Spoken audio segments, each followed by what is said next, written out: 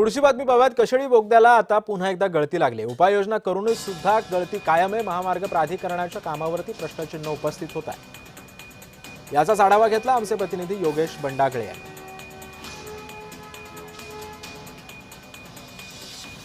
मी सध्या मुंबई गोवा महामार्गावरील कशेळी बोगद्यामध्ये आहे।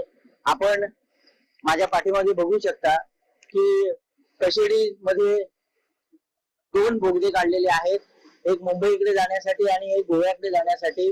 मुंबईहून गोव्याकडे जाणारा जो बोगदा आहे त्या बोगद्याला पुन्हा एकदा गळती लागल्याचं दिसून येत आहे। गेल्या वर्षी बोगद्याला गळती लागण्याची समस्या मोठ्या प्रमाणात होती। 18 ठिकाणी गळती लागली होती।